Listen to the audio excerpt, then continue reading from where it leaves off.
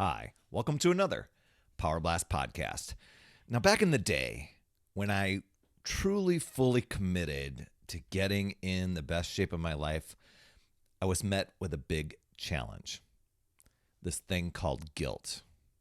I spent 2 full months trying to keep my workouts and nutrition on point, and everything seemed to be going well. And then I faced stress, and I'd fall off the wagon a few times, and I noticed I felt guilty about not making the best food choices, and that I was letting myself down. And I know that might sound not super dramatic, but I got to the point where I almost went into hiding and just gave up.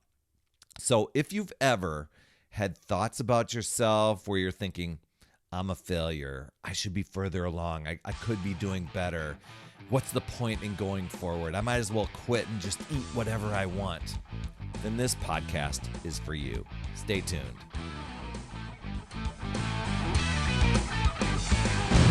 Hey there, my friend Perry Tinsley here, creator of the Power Blast podcast, The Power of Possibility, Passion, and Purpose, and thanks so much for tuning in. In this episode, you're going to learn about getting rid of guilt when you fall off that fitness and nutrition wagon. So I think the things that I'm going to share with you in this podcast are going to help you move forward towards your goals. But before we get into all that, I just want to say thank you for tuning in, whether this is your first time coming on the Power Blast podcast or you're a regular subscriber.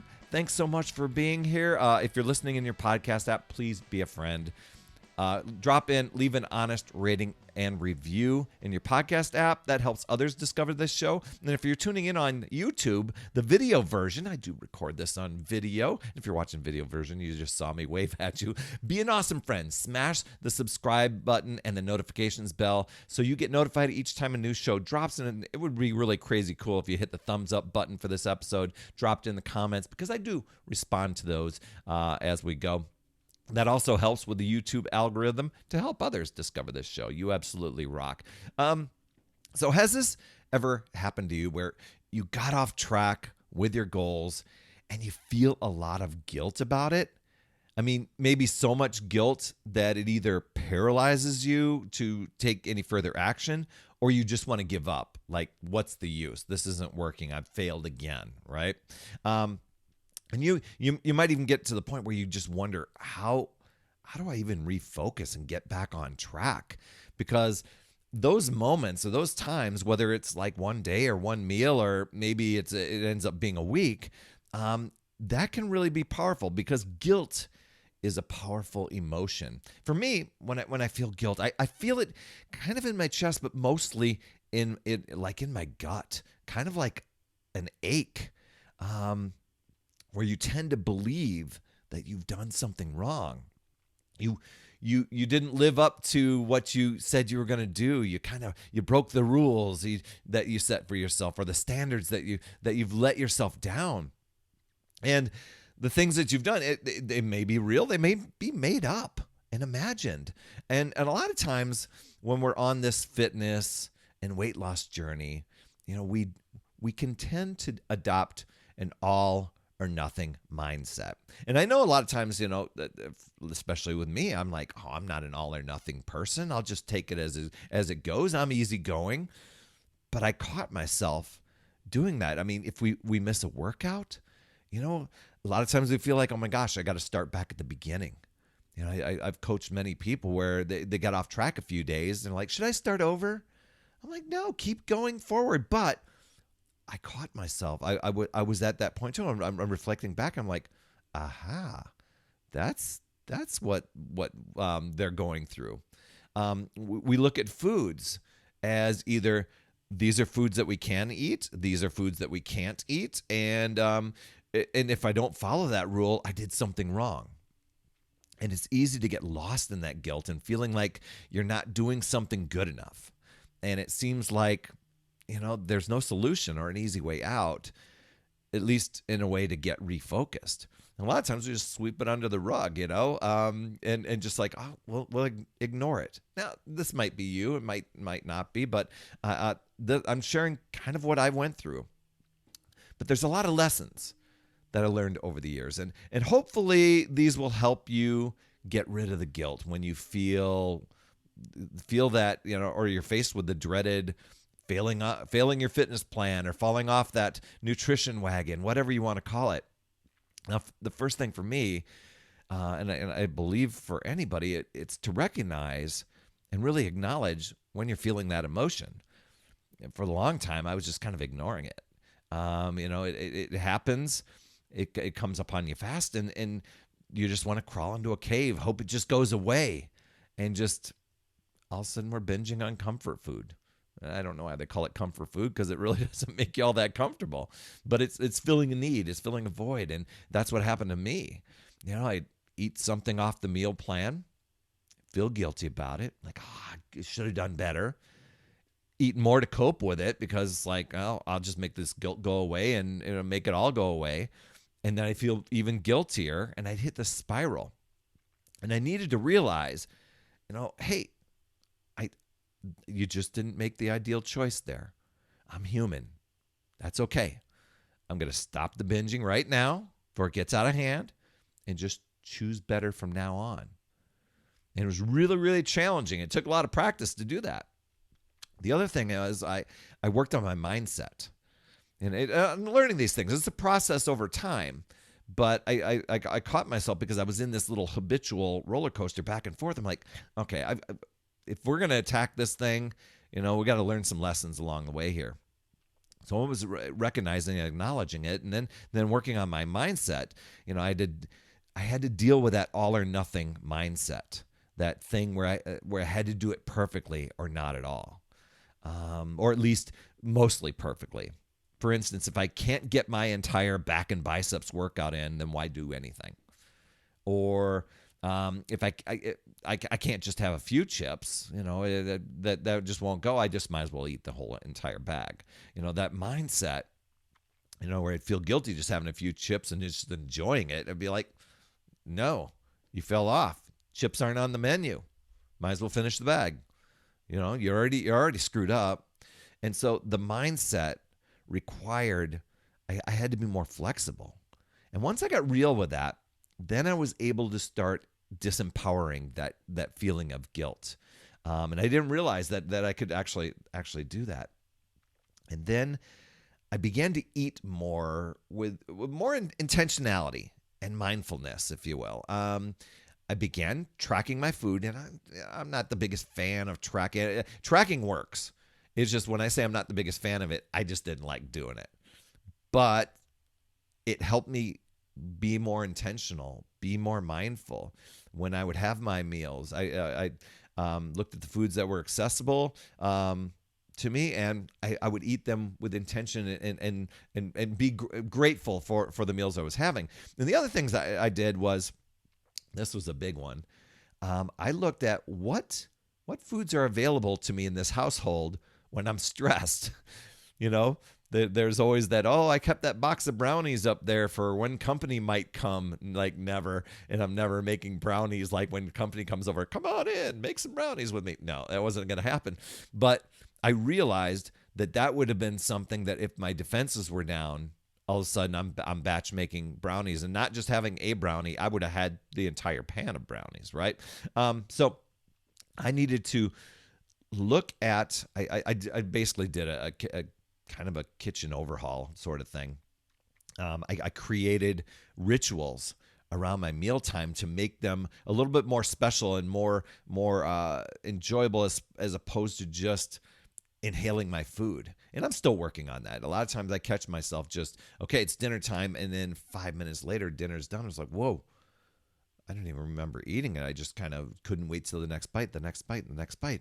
So I needed to be a little more mindful. I did that kitchen makeover, like I was saying, where I removed those temptations. I looked for things that had high fructose corn syrup, stuff that was filled with sugar, stuff that had bogus labeling on it that labeled it as healthy, but it really wasn't. And I either tossed them out or I donated them to a food pantry. I worked on slowing down and addressing my thoughts and behaviors, especially when it came to stress. focusing on deep breathing exercises. And that took a while to learn how to effectively do those. It was ridiculously simple, but I just noticed that my breathing was super shallow. And I was just kind of, just really reactive in the way I just went about myself and went into my kitchen, just grabbed stuff to eat. So I got better at calming myself down, intentionally drinking water and helping my body become hydrated. That helped me be focused, helped me also with the results. The other thing I began to do was to shift my thinking of this winning and losing mindset, all or nothing, to winning and learning. I love John Maxwell stuff. Sometimes you win, sometimes you learn. Failing forward, purposely and deliberately using failure to find success, and rethinking that whole failure mindset. Embracing failure as stepping stones, not tombstones. Those were going to help me for the future success. And it wasn't easy, but I wanted to get things right the first time. Most of the time, it's like, I don't want to make mistakes. But then I started realizing, though, it's in the mistakes where you learn to improve and you get even better. So that if I would have gotten it right the first time, I would have never learned the awesome lessons that were even better than what my vision of perfect was the first time. It's like, oh man, I'm so glad I made all those mistakes because it turned out even better than I would have imagined. So it wasn't easy that way, but I needed to stop that. I just needed to stop being a quitter. That part wasn't serving me, and that part was on repeat year after year, several times a year. And it wasn't going to help me reach my goals. And it was easier just to quit and then just ignore, and then be frustrated later and come back. And I didn't like that. The setbacks and the failing, falling off the wagon, that helped me figure out solutions to get better at facing future situations that I was going to come upon. And so the other thing, I began celebrating the small victories. A lot of times we don't give ourselves time to really acknowledge and appreciate things that we've accomplished. It's really, really important to do those things. And then, I needed to be kinder to myself and to forgive myself. I was really hard on myself, especially when I'm not doing the things the way I think they should be done. And even when, I get this, I might cut corners and still expect it to come out with a really ideal result, not following the plan as designed. And no wonder the failures were magnified, right? I needed to catch myself and really minimize that negative self-talk and the doubt that would creep in.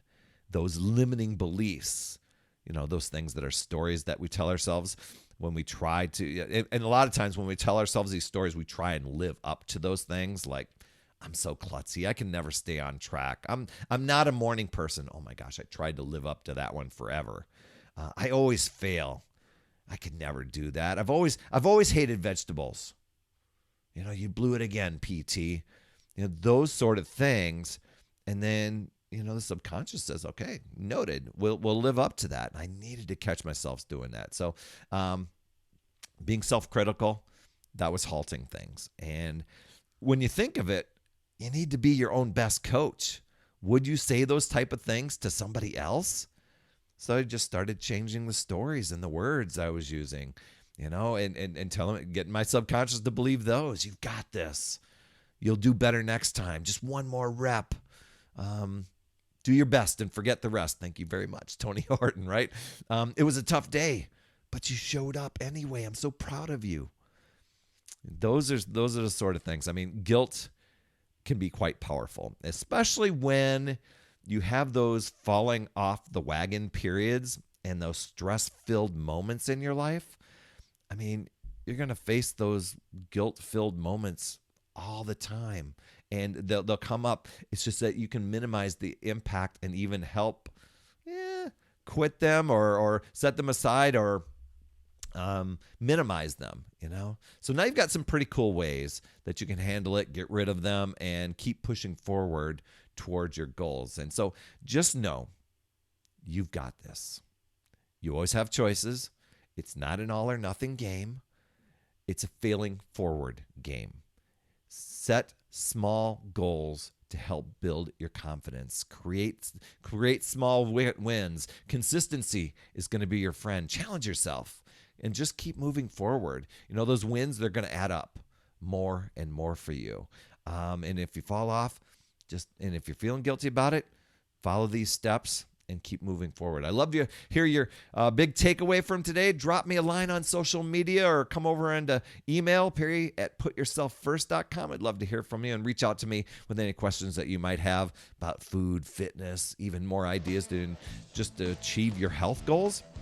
I absolutely love helping people remove those obstacles and those barriers that often get in the way of reaching those goals. And if you'd like more motivation, support, tips, strategies, then join my Upside Down Fit community. Well, I call it Upside Down Fitness community. We're really a fun group of people just wanting to live healthier, happier, fitter in this awesome chapter of life. And I do 52 weeks of free coaching in there. I pop in once a week, do free live coaching just like I'm doing with you here on the podcast. I promise you'll absolutely love it. You can head over to upsidedownfit.com, grab all the details there.